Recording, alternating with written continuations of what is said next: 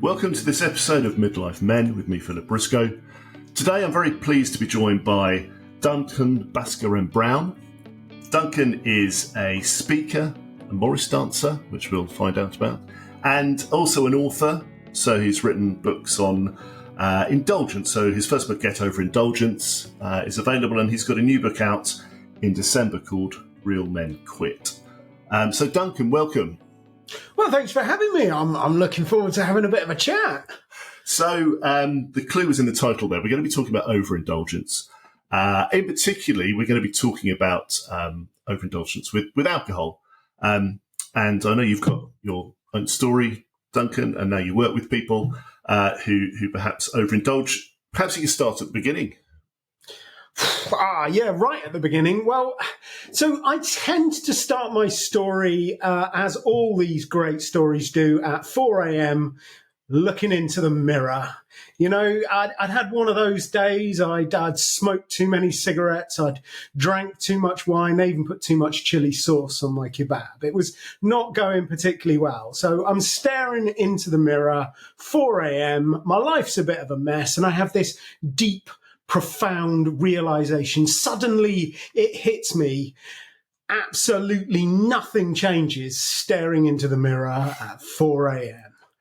If you want to change your life, you've got to actually do something. You've got to start putting one foot in front of the other. So that was sort of the moment where I thought, right, I've got to do it. I've got to start putting one foot in front of the other. So I ditched the cigarettes. I stopped drinking. I even stopped eating kebabs. But, you know, I'm never one to do things by half. So I kind of got a bit carried away, and I started to read a few books and do a bit of research and that sort of thing, which led to me training with the Easy Way Clinic, which is the world's most successful stop smoking clinic. I also did some high quality education with the Chartered Management Institute, Cornell University. I even did a course in a windowless room in Peterborough. And, you know, just by putting one foot in front of the other, I really have changed my life an awful lot. And that is all I do these days. I try and help people put one foot in front of the other so that they can remove the indulgence from their life too. So if you can take us back prior to that moment at 4 a.m., staring in the mirror, what was the lead up to your behaviours? You know, what was causing you to drink too much, smoke too much, lead perhaps, you call it an unhealthy lifestyle? Yeah, I mean, I have thought about that an awful lot, and I would love to give you that kind of like really neat and tidy answer, but I don't think there is a neat and tidy answer. I mean, I guess a lot of it kind of started when I was at school. I was not well suited for school, you know. I mean, you can say what you like about the British education system, but part of its aim is to prepare you for employment. And I am unemployable, so they were never, ever going to work for them, was it? And I think there was also this kind of tension that I'm dyslexic, so my spelling is not great, my handwriting is awful, I'm generally just a bit scruffy. But I also have an incredibly high opinion of myself. So I think I'm doing really, really well. The teachers think I'm doing really, really badly. It was never going to work out so well. So I had a tough time at school. And one of the things I did was increasingly start turning to use sugary, fatty foods as a means of escape, as a means of coping with my problems. You know, it's like when a lot of kids are figuring out that point of independence and how they react with the world. For me, that was all about dairy milk. And at the end of the day, you know, dairy milk is a socially acceptable drug for a 9-year-old, isn't it? So that's kind of how I got into it. But obviously, what you start to realize after a while is that, you know, salt, fat and sugar stop cutting it, and stronger things come along. So I got into alcohol. I thought all my Christmases had come at once. You know, it seemed to really help me with social anxiety. It seemed to make me funnier, it seemed to make me more interesting. It seemed to make the girls flock around me, you know, well, one or two of them maybe. And it just kind of progressed from there. And I kept drinking, and I kept drinking more. It gradually increased over the years till I got to a point where it just wasn't fun anymore. How much were you drinking? So was probably averaging about 2 bottles of wine every night. That wasn't equally distributed. I did have lighter days, and the weekend was often a little bit crazy. But yeah, I mean, I very rarely drank before lunchtime. That's a Morris dancing thing. But I'd never get out of bed and drink in the morning. I generally, I was working hard, and I'd finish up. I'd get everything sorted by about 8:30, 9 o'clock, and then I'd start drinking. And so you were drinking wine. How was that affecting you the next day? Were you able to cover it up? Were you functioning? Did other people realise?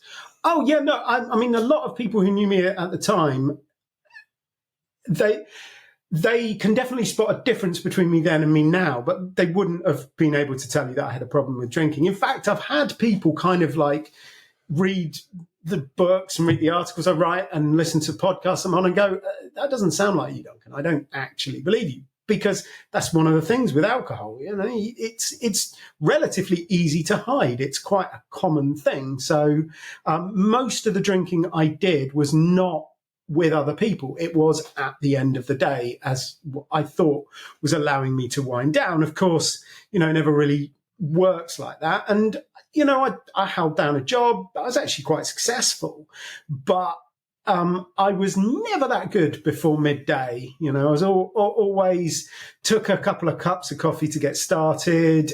We had a 9 o'clock start, I would probably be late.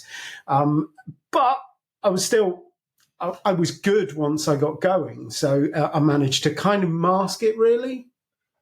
And did you, you talked about this 4 a.m. Moment where you realised that, you needed to change. Were there any other drivers that caused you to think, enough's enough, I need to stop? Yeah, again, you should never listen to anybody who tells you those 4 a.m. staring in the mirror stories. I mean, they are just a bunch of rubbish. It's always much more complicated than that. So there was a lot of intersecting factors for me. I had some health issues. I got gout, right? That is so jet set. It used to be only kings and aristocrats that got gout. But me, normal guy from occupied Berkshire, I managed to get gout.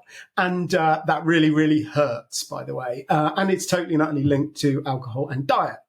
So that was kind of one of the things that was playing on the back of my mind. I was tired all of the time. I was quite lethargic. I thought that was just because I was getting on a little bit, but actually it was all the alcohol. But I suppose the other really big factor was I'd got married, had a wonderful wife. I mean, she's a bit weird and everything. She eats chickpeas and does yoga and odd things like that. Didn't smoke, didn't drink, didn't do drugs. Weird, as I say, likes me, very weird. So she was kind of like gently nudging me in the right direction. And I suppose it all kind of intersected at the point we were trying to have a child, and my wife had a couple of miscarriages, and those were very, very hard. And I didn't really know how to talk about it. So I just drank, which it inevitably made everything much, much worse. And it kind of got to the point where in the back of my mind, it was becoming obvious that I had to make a decision. And it was, what do I want from life? Do I want a child or do I want another drink? And thankfully, I made the right decision, and I have an amazing how old is she now? 7-year-old daughter. So what were the steps then? I mean, I know there are lots of ways that people go to, try and help stop drinking, but what did you do? What worked for you? Yeah, so I used the easy way to stop smoking, which was developed by a guy called Alan Carr. That's not the comedian. That's the world famous addiction expert that no one's ever heard of. Anyway, I read his book. Oh, right. The Easy Way to Stop Smoking. Yes, yeah. And it worked for me. Yeah, it's an amazing book. I mean, that's helped millions and millions of people, literally worldwide, to stop smoking. The Easy Way has clinics like across the planet, 50 odd countries. So it's more mental conditioning, isn't it? Yeah, so I would call it cognitive realignment, but that's because I'm trying to sound clever. It's basically, it gets at your beliefs. It takes your beliefs about smoking and, turns them around and then gives you a way of managing the thought process. And so I stopped smoking using that process. So when it became apparent that it was time to stop drinking, that was kind of where I went. And so there was a clinic. Was there? Were there No, I just read Alan Carr's Easy Way to Control Your Alcohol. Okay, right. And honestly, I remembered a lot of it from the smoking. And when I did read that book the first time, it was enormously influential on me in as far as it changed the way I thought about a lot of stuff. It was obvious that it could be applied to many different situations, not simply smoking. So I was already kind of part of the way there because I internalized and digested a lot of the information already. So did you find that you had to, well, you chose a different circle of friends? Were you still socializing with the same people when you stopped drinking? So I think that's a really interesting point. And there's quite a subtle kind of thing in it that I don't spend a lot of time with some of the people that I spent a lot of time with before. So I had friends who they really were just drinking buddies. The only thing that we had in common was that we were heavy drinkers. And honestly, I really hung around with them because they made me feel better. They made me feel like I wasn't, that bad in comparison to them. I was, I didn't have a problem, and it kind of normalized my drinking. That was their only purpose. We didn't actually have anything in common apart from alcohol. So I don't hang around with them anymore, but I didn't really make a conscious effort to avoid them. They just kind of naturally fell away because I didn't want to go to the pub simply to drink a lot of beer. I didn't want to just hang around with people where the main focus was alcohol. So I have a new set of friends who mostly that's come through business networking and self-development and things like that. And I just like spending time with them. And some of them drink, some of them don't drink. That's not really important to me because the activities that we do focus around being sober anyway. So it's that really isn't a problem with me.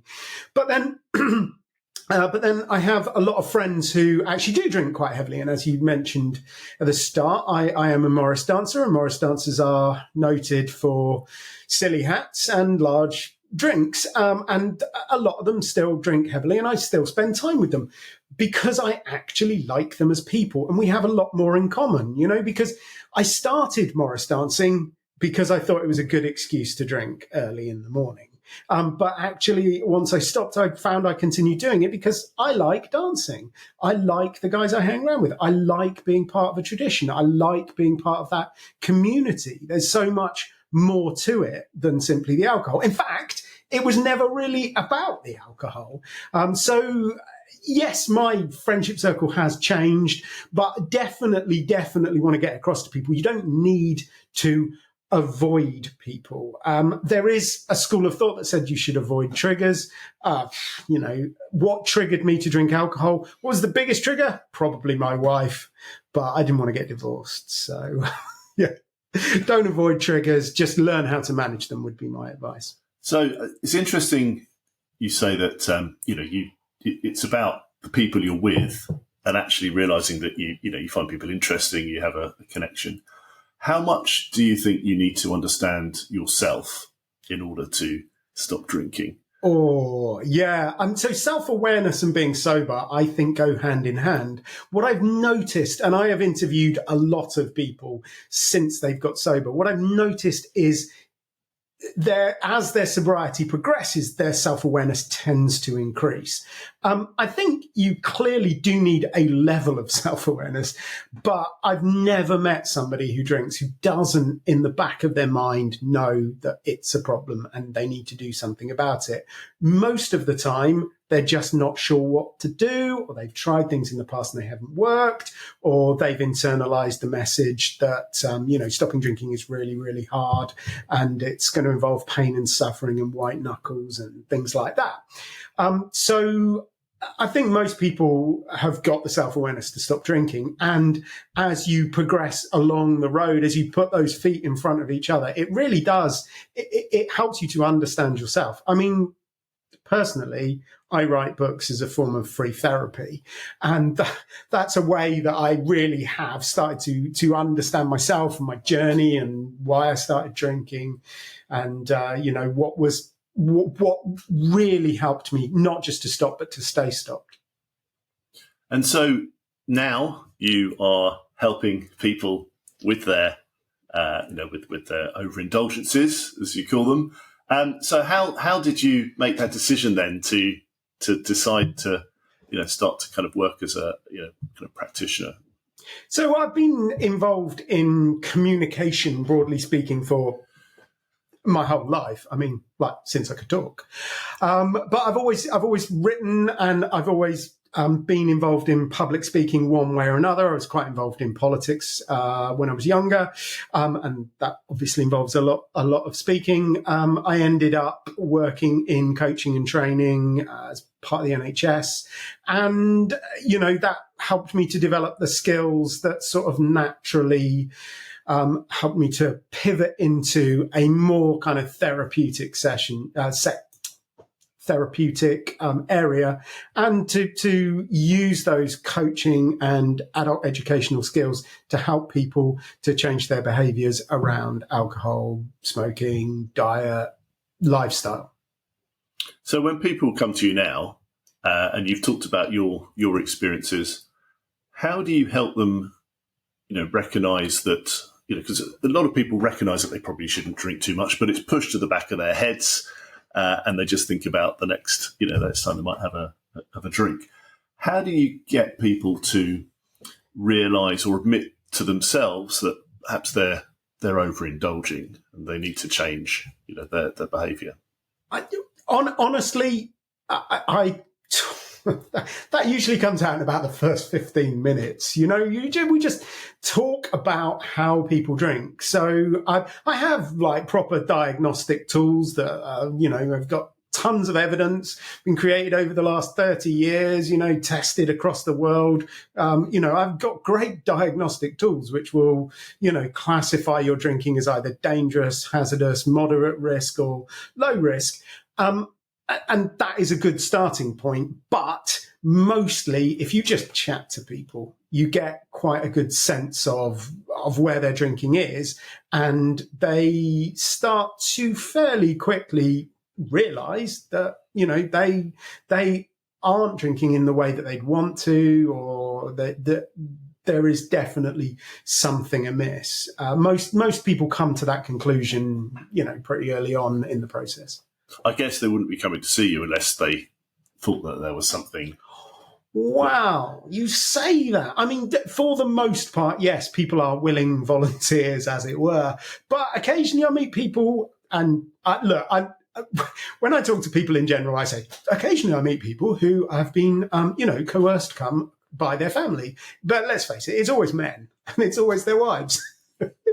And so I meet guys and they come along and, in the back of their mind, what they're thinking is, I don't really have a problem. I don't really need to change, but I'm getting a lot of grief. And if I just go and talk to this idiot for an hour or so, I'll be able to convince him that I don't have a problem. And then I can go and tell, my wife that actually it's all right and I don't need to do anything. And Duncan says I'm fine. And, in general, those are sometimes my favourite people to work with, because they're not really like out and out aggressive and, they're just a little bit defensive. But once they start to realise that, we ain't so different. Like, whatever you have done, I have done something similar, something just as bad. Honestly, I've been there, I've done that, I've got the T-shirt. I just don't wear it because it's got kebab stains on it. So do you think there's, or perhaps you could talk about the relationship between, mental health and then mental ill health, which is perhaps caused by, dependencies on things like alcohol or drugs? I mean, that again is an incredibly interesting subject, because what you will find is that it depends whose statistics you look at, but 50 to 75% of people who have a problem with alcohol have another mental health issue. Now, let's say depression, for example, which is incredibly common. If you have depression, you go and see your doctor, you know, that if they're very enlightened, they'll give you an antidepressant and they'll suggest some sort of mindfulness or CBT practice, which is much more likely to help you than the antidepressant. However, if you're taking an antidepressant, that is generally going to be one of these serotonin uptake thingy bobbies. So it works on your brain's use of serotonin, right? So it's trying to increase that. Alcohol decreases it. Alcohol affects the way your brain processes the serotonin. So if you're taking an antidepressant and drinking is effectively a pro-depressant, you know, so it has a massive effect. And I mean, for me, you know, I had a lot of very strong emotions when I was drinking, and a lot of very strong, very negative emotions, which looking at it now and looking at the kind of the diagnostic and statistic manual definition of depression, I definitely, if I'd gone and talked to a doctor, they definitely would have said, oh, you're depressed. That's what it is. So I think that the two things often go hand in hand. And I'm not a medical doctor, you know, I have no qualifications, but I have met an awful lot of people who have other issues around their mental health that have improved dramatically when they have stopped drinking. So be that depression, anxiety, but also other kind of issues. You will meet a lot of people who get diagnosed with ADHD after having stopped drinking. So that kind of level of clarity and level of self-awareness helps them to go on and get that other issue treated. We were talking earlier actually about the relationship between suicidal or suicidal tendencies and alcohol, and it was interesting what you were saying about the relationship. Perhaps you could talk a bit more about that. Yeah, so I mean, men, as I'm sure you and your listeners are aware, are more likely to commit suicide than women. Men are also 2 to 3 times more likely to have a drinking problem than women. But the interesting statistic is that they are actually less likely to seek help. So women are less likely to have a problem and more likely to get help. Men are more likely to have a problem and less likely to get help. And that's one of the things that contributes massively towards suicide. In fact, men are much more likely to commit suicide after drinking than women are. So alcohol is often a factor in suicide. So I think, it's something that is good because it is being talked about a lot more. I think, as men, we are not that great at addressing our own problems. We sort of, you can go into the history and philosophy of it. I don't know, maybe we've just had it a bit easy, that we've shaped the world's problems around our own problems. And now the world is being shaped in a different way, and that's great, and that is positive. But I think as men, we do need to stand up and say there are some problems that affect men more than they affect women, and alcohol is one of them, and suicide is another, and those two things are very much linked. And do you think there are other reasons, perhaps social reasons, why men don't ask for help or don't discuss their concerns, their issues? I don't know. Have you ever heard the idea that boys don't cry? Yeah. I mean, I think, we live in a world that is full of illusions of truth. And there are many illusions of truth about alcohol.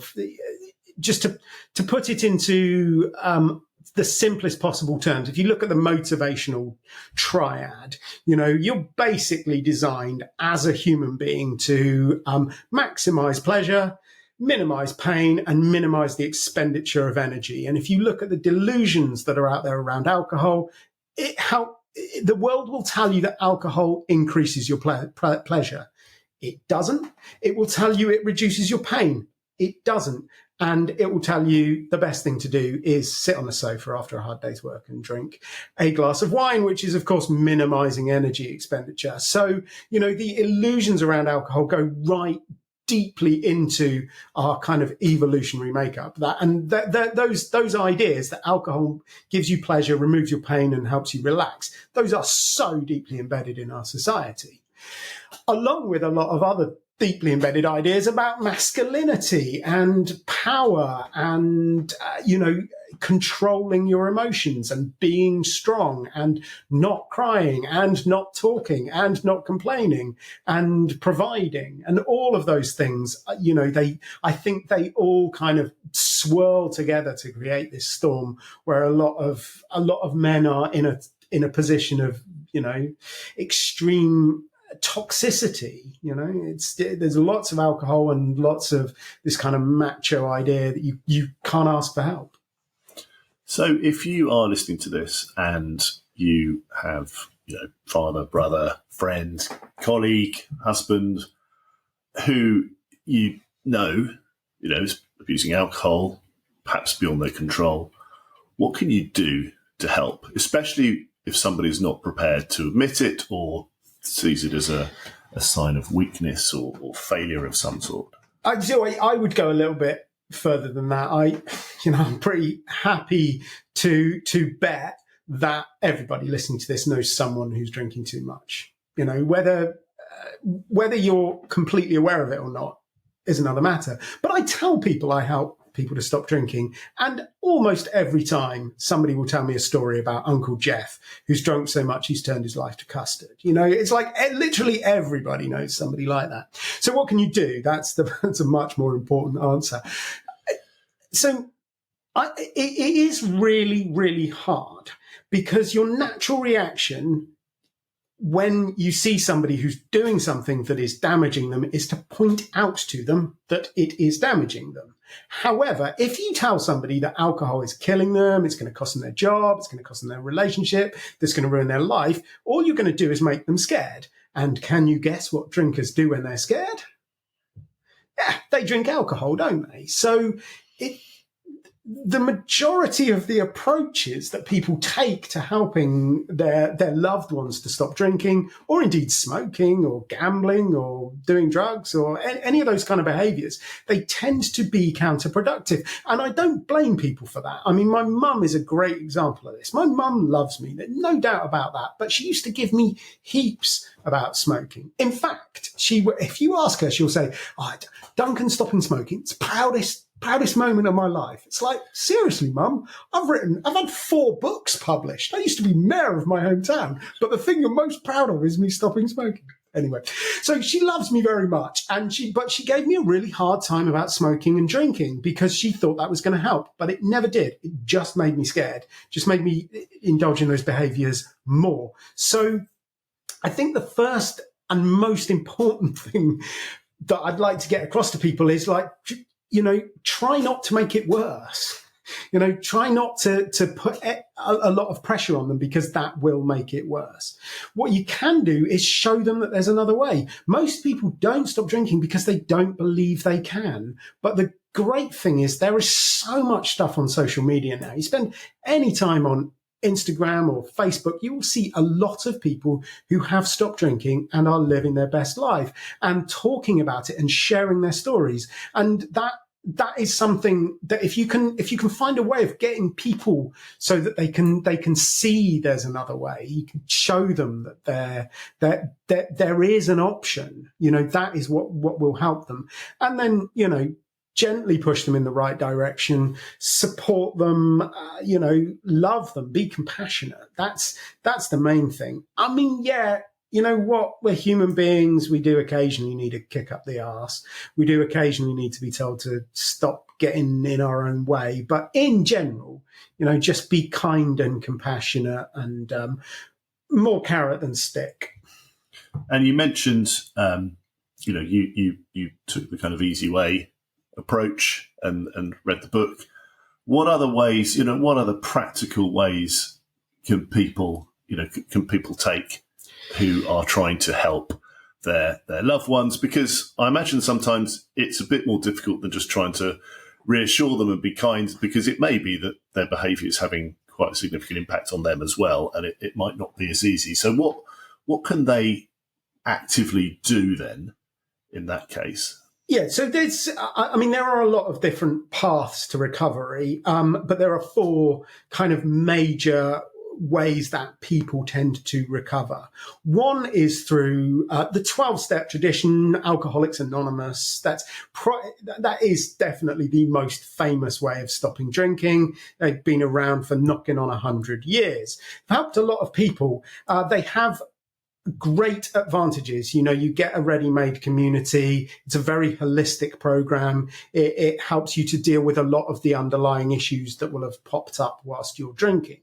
So it's very good in some respects, but it doesn't work for everybody. I've met people who found it quite intimidating. It was started, knocking on for 100 years ago by straight white guys, and it has a little bit of the kind of privileged idea about it. The first thing they ask you to do in AA is to give up control. And I've met plenty of people from the LGBTQ plus community, from different ethnic groups, who it just doesn't resonate with them because they don't need to give up control. They never had it in the first place. It has a religious element which would put somebody like me off. So AA is pretty good. If you can get them along to a meeting, if you can just get them on the phone talking to AA, has lots and lots of free helplines. They're conducted regionally, but if you can just get them on the phone, that is always a good starting point.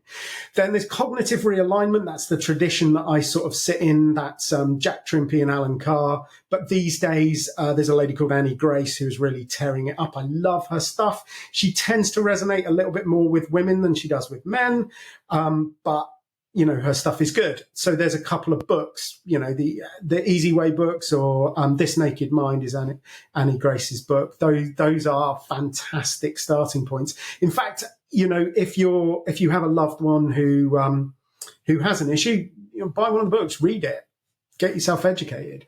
And cognitive realignment is excellent in a lot of ways. It's very quick. You can do it in a few sessions. You can do it in a day sometimes. You can do it by reading a book. It's very quick. It's very effective. It deals with beliefs and thoughts, and then the actions kind of follow from confronting those beliefs and thoughts. So it doesn't tend to require much in the way of willpower. So it is a very effective thing. It has some disadvantages in as far as it doesn't provide you with a community, and it isn't kind of ongoing. It is a once and done thing. Whereas for my money, sobriety is about the journey. It is about continuing. It is about taking new steps. There's also, you can take a therapeutic approach. That's when you find a therapist and you work on the trauma that underpins the drinking. Very good because it's very individual. It's very holistic. It will get to the root of the problem. It can be difficult to find the right therapist. That's somebody who you gel with, but also who understands addiction, because some of them will say they do, but they don't. And it can also take a lot of time. And then the final way that a lot of people get sober is what I like to call natural recovery. That's people who just stop drinking. And it's more common than you'd think. My good friend RJ, I asked him what method he used to stop drinking. He just goes, pain in the ass, stubbornness. So, a lot of people do that. And it can be hard because it can involve a lot of willpower. And it can make you feel alone trying to do that, but it has some advantages because ultimately speaking, you get to build your own worldview if you do that. If you join AA or you get really into cognitive realignment or therapy, you're basically swapping a worldview around alcohol for a worldview around therapy, cognitive realignment or AA. So those are the kind of the four methods. Try them is my ultimate kind of thing. You can go to AA for free. You can have a call with me and I'll explain my system for free. You might be able to find it. Well, you can find low-cost counselling stuff. You can find a lot of information about therapy online. Okay, well, we'll put some links for people to look at after this. So finally then, Duncan, all great information and great advice. Just in summary then, somebody's listening to this thinks, I don't want to be opening another bottle of wine tonight, drinking it, or I don't want to be drinking, another 6-pack of beers. I'm feeling crap tomorrow. How do I stop? What's a kind of quick stop, solution? Okay, so first and foremost, the fact that you've realised that is enormously important. That's the first step. And I think there's this kind of, I suppose it's an obvious delusion that, stopping is this thing that you do on one day, but it's not. It is actually a process. And most people, there is a period of time where you could say they are in the kind of like the phase of stopping. That is, of course, the first and most important step on your journey is to get into that phase of stopping. So by realizing that you have a problem and that you want to at least do something about your drinking, that is the first important step. What I would do with people is I would look at their beliefs. So you have a lot of beliefs around alcohol, and they underpin your actions, and you never really think about them. They're subconscious. And what we do is we'd take them out into the light, we'd have a look at them, we'd examine them, we'd see whether they're true, we'd see whether they're useful. And if they're not true and they're not useful, then we'd wrap them in Semtex, shout fire in the hole, and blow them to smithereens. And once you've kind of removed those beliefs, you're in a much better position. All you need to really think about then is managing the triggers. And I don't like the word triggers or cravings that much because we're just talking about thoughts. You have thousands of thoughts every day. Some of them are let's have a drink. And those thoughts can come from there is a physical element to it. Most people who drink alcohol don't have a physical problem, but there is a physical element to withdrawal. I mean, most people say, I've never suffered from alcohol withdrawal. So yes, you have. That is technically what a hangover is. It is withdrawal from alcohol. So there is a small physical amount of it, but all it does is it makes your brain think, let's have a drink. But there's also a lot of associations, like we talked about earlier. Certain people will make you think, let's have a drink. Certain places will make you think, let's have a drink. Meals, activities.